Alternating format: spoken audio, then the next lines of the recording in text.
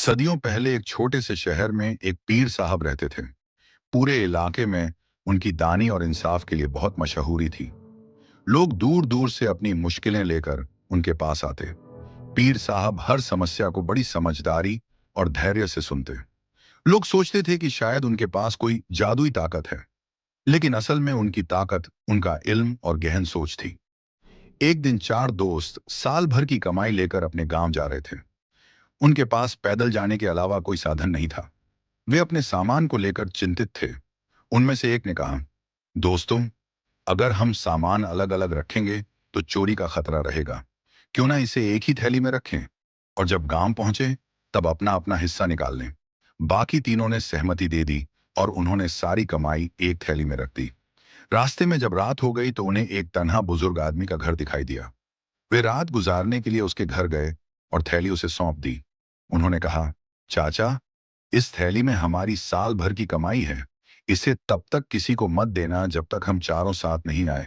बुजुर्ग ने कहा, ठीक है बेटा। और चारों दोस्त ने बिना किसी चिंता के रात गुजारी।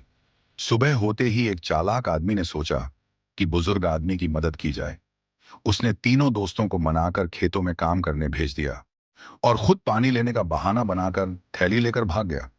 बाकी तीन दोस्त जब वापस आए तो बुजुर्ग ने कहा कि चौथा साथी नहीं आया, इसलिए थैली नहीं दी जा सकती। तीनों दोस्त सुल्तान के पास शिकायत करने गए। सुल्तान ने बुजुर्ग को दोषी मान लिया और आदेश दिया कि माल लौटाया जाए। तभी पीर साहब वहां आए। उन्होंने कहा, तुमने अपनी जिम्मेदारी निभाई, लेकिन अब चारों एक साथ नहीं हैं। सही फैसला यह है कि पहले चौथे साथी को लाया जाए, तभी थैली लौटाई जा सकती है। सुल्तान और दरबार में सभी लोग पीर साहब के फैसले से बहुत खुश हुए। लोगों ने देखा कि उनके फैसले में गहराई, समझ और इंसाफ की परख है। कुछ समय बाद एक और फरियादी आया।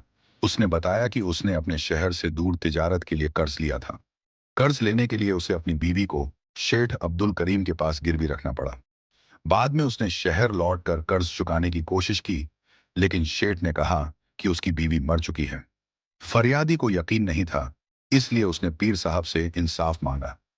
पीर साहब ने मामले की तह तक जांच की। पहले उन्होंने हकीम को बुलाया, जिसने बिना मरीज को देखा दवा दी थी। हकीम ने माना कि उसने लालच में झूठी गवाही दी। फिर चार गवाहों से पूछा, जिन्होंने फरियादी की बीवी को दफन किया था। उन्होंने बताया कि उन्होंने शव नहीं देखा, केवल जनाजा उठाया। पीर साहब ने निर्णय दिया। हकीम को झूठी गवाही के जुर्म में कोड़े लगाए गए। शेठ अब्दुल करीम को 3 महीने की सजा हुई और फरियादी की बीवी उसे वापस दी गई। झूठ और लालच के खिलाफ कड़ा संदेश समाज में गया। पीर साहब ने सुल्तान को यह भी सिखाया कि इंसाफ सिर्फ सतही निर्णय से नहीं, बल्कि गहराई से विचार और सच्चाई की तह तक जाकर देना चाहिए। सुल्तान ने यह सब देखकर वचन दिया कि अब से वह हर मामले की पूरी तह तक जांच करेगा। युवक जिसने पहले पीर साहब से जादुई ताकत के बारे में पूछा था, उसने अब समझ लिया कि पीर साहब की असली ताकत उनका इल्म, अनुभव और गहरी सोच है। इंसाफ जल्दबाजी में नहीं, बल्कि गहराई और सच्चाई के आधार पर होना चाहिए।